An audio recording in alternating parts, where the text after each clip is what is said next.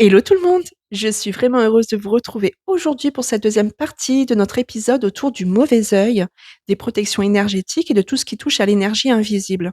Et aujourd'hui, on va parler d'un sujet encore plus sensible, l'envoûtement. Les attaques spirituelles, les peurs, les manipulations, les dérives qu'on voit énormément aujourd'hui sur Internet, hein.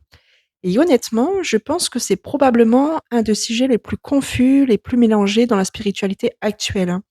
Parce qu'aujourd'hui, quand on ouvre TikTok ou certains réseaux sociaux, on voit énormément de contenus qui expliquent, qui nous a jeté un sort, qu'on est bloqué spirituellement, qu'on est victime d'un envoûtement, qu'une personne nous veut du mal énergétiquement ou qu'on est entouré d'énergie noire.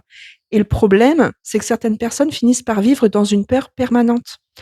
Et aujourd'hui, j'avais vraiment envie qu'on parle de tout ça avec beaucoup de recul, beaucoup de discernement et surtout beaucoup de calme. Parce que oui, personnellement, je pense que certaines pratiques existent. Je pense que certaines intentions existent. Je pense que certaines personnes peuvent chercher à nuire énergétiquement. Mais je pense aussi qu'Internet mélange énormément de choses. Et surtout, je pense que beaucoup de personnes souffrent aujourd'hui plus de peur, d'anxiété et de manipulation spirituelle que de véritable envoûtement. Et ça, c'est très important. Déjà, je pense qu'il faut comprendre pourquoi ce sujet fascine autant.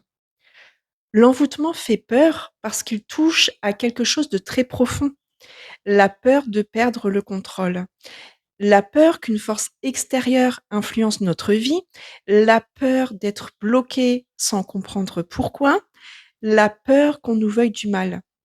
Et quand une personne traverse déjà une période, difficile émotionnellement, elle devient forcément beaucoup plus vulnérable à ce genre de discours. Par exemple, une rupture, un deuil, une dépression. Une période d'épuisement, une anxiété importante, des problèmes financiers, des conflits familiaux, une perte de confiance. Quand une personne souffre déjà, elle cherche souvent une explication et c'est OK. Et parfois, Internet lui donne immédiatement une réponse spirituelle à tout, alors que la vérité est souvent beaucoup plus complexe. Personnellement, je pense qu'il faut faire très attention à ne pas appeler envoûtement tout ce qui ne va pas dans une vie. Parce qu'aujourd'hui, certaines personnes relient absolument tout au spirituel. Je vais te donner des exemples. Une rupture, envoûtement. Une fatigue, attaque énergétique. Une mauvaise période, magie noire. Un blocage professionnel, sort énergétique. Et honnêtement, je pense que ce raccourci peut devenir très dangereux psychologiquement. Parce qu'à force, certaines personnes ne regardent même plus leur réalité en face. Elles ne regardent même plus leur état émotionnel, leur fatigue, leur santé mentale, leur environnement, leurs relations, leurs blessures, leurs choix, leur stress. En fait, tout devient spirituel. Et selon moi, c'est là qu'on commence à tomber dans les dérives. Je pense aussi que certaines personnes finissent par avoir des attaques spirituelles partout parce qu'elles vivent déjà dans un état de peur permanent.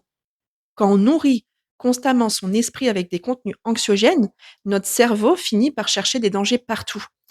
Et parfois, certaines personnes ne vivent plus réellement. Elles surveillent constamment des signes, les énergies, les regards, les sensations, les synchronicités et les comportements des autres. Et honnêtement, ça peut devenir extrêmement épuisant mentalement, parce qu'à force de tout analyser, on finit par ne plus réussir à vivre sereinement. Je pense qu'Internet a énormément amplifié cette peur. Aujourd'hui, il y a énormément de contenus basés sur l'angoisse, des vidéos qui vont venir expliquer qu'on est attaqué, qu'on est jalousé, qu'on est observé, qu'on nous veut du mal, qu'on a forcément quelqu'un contre nous. Et forcément, certaines personnes deviennent complètement paranoïaques. Elles ont peur de tout. Elles ont peur des regards, des réseaux sociaux, des gens, des réussites, des compliments parfois.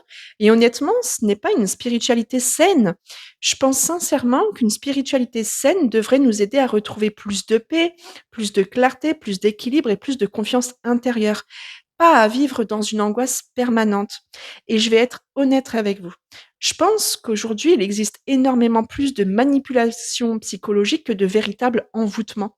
Et ça, il faut vraiment en parler. Parce qu'il existe malheureusement des personnes qui profitent de la peur et de la fragilité émotionnelle des gens. Tu vois, il y a des personnes qui vont venir annoncer, des attaques partout, des entités partout, des envoûtements partout, des catastrophes partout. Et souvent, derrière, il y a une dépendance émotionnelle, une emprise, des consultations répétées, des sommes d'argent énormes ou une peur entretenue volontairement. Et honnêtement, ça peut complètement détruire psychologiquement certaines personnes. Je pense qu'un vrai praticien ne devrait jamais, faire peur, annoncer des catastrophes pour contrôler quelqu'un, créer une dépendance, isoler émotionnellement une personne ou lui faire croire qu'elle est condamnée spirituellement. Non, non, non, non, non, non, parce qu'aucune personne ne devrait avoir autant de pouvoir sur votre paix intérieure et ça, c'est extrêmement important pour moi. Je pense également, qu'il faut parler des personnes qui deviennent vulnérables à ce type de manipulation. Parce qu'on pourrait croire que ça n'arrive qu'aux personnes naïves, mais pas du tout. Je vous assure, tout ce que je vois aujourd'hui me donne froid dans le dos. Ça touche souvent, des personnes hypersensibles, des personnes qui vont être épuisées ou au contraire des personnes en souffrance, des personnes perdues, des personnes qui cherchent désespérément des réponses ou simplement des personnes qui ont besoin d'être rassurées et honnêtement, je trouve qu'il faut beaucoup plus de bienveillance autour de ça. Parce que quand quelqu'un est émotionnellement fragile, il peut très vite, perdre son discernement et justement, le discernement est probablement la protection la plus importante. Le discernement, c'est réussir à garder son libre arbitre et ça, c'est très important, je fais que de le répéter tout le temps. Sa capacité de réflexion, son intuition, son équilibre émotionnel.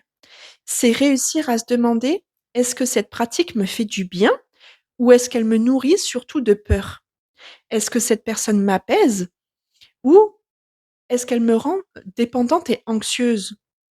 Est-ce que je me sens plus forte après cette consultation ou est-ce que je me sens complètement terrorisée?» Et honnêtement, ces questions sont essentielles. Je pense aussi qu'il y a une énorme différence entre l'intuition et la peur. L'intuition vient, soudainement, très, très vite. Elle est souvent calme, claire et directe. Alors que la peur est envahissante, tu vois? La peur, c'est quelque chose, qui obsède. C'est complètement anxieux. L'intuition ne crie pas, la peur, elle, par contre, elle tourne en boucle et honnêtement, beaucoup de personnes confondent aujourd'hui anxiété spirituelle et intuition. Elles pensent, ressentir une attaque, alors qu'elles vivent surtout une surcharge mentale et émotionnelle. Je pense également que certaines personnes finissent par devenir dépendantes spirituellement parce qu'elles cherchent constamment quelqu'un pour les rassurer. Alors ça peut être une réponse, ça peut être une validation ou une protection extérieure. Alors qu'au fond, le vrai but devrait être de retrouver sa propre stabilité intérieure, vous voyez? Parce qu'à force de chercher toutes les réponses à l'extérieur, beh, certaines personnes finissent par perdre totalement confiance en elles-mêmes. Et c'est absolument pas le but ici. Alors évidemment, selon moi, il est important de se protéger énergétiquement, je dis pas le contraire, mais sainement. Pas dans cette obsession, pas dans la paranoïa, pas dans la peur permanente. Alors oui, on peut purifier son énergie, protéger son lieu, travailler sur son ancrage, porter des protections, utiliser des prières, faire des nettoyages énergétiques, pratiquer des rituels, mais toujours avec équilibre.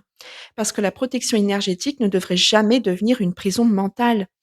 Et honnêtement, je pense sincèrement que la peur est parfois beaucoup plus destructrice que ce qu'on redoute. Parce qu'une personne qui vit dans une peur spirituelle permanente finit souvent par s'épuiser, s'isoler, perdre confiance, douter de tout, voir du négatif, complètement partout. Et ça peut devenir extrêmement lourd mentalement. Je pense aussi qu'il faut arrêter de croire qu'on est faible parce qu'on ressent certaines choses. Au contraire, certaines personnes ressentent énormément leur environnement, les intentions, les tensions, les émotions.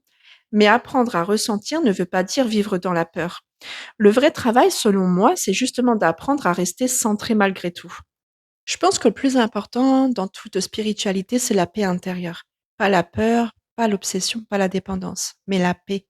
Parce qu'une spiritualité saine devrait nous aider à nous sentir plus alignés, plus apaisés, plus conscients, plus libres, pas enfermés dans l'angoisse.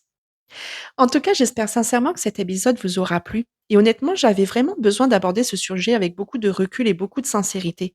Parce que je pense qu'aujourd'hui, énormément de personnes ont besoin d'entendre qu'on peut croire à certaines choses sans tomber dans les extrêmes, qu'on peut se protéger sans vivre dans la peur, qu'on peut être spirituel sans perdre son discernement.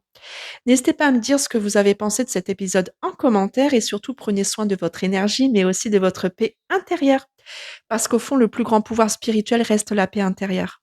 On se retrouve très vite pour un prochain épisode du podcast Onae.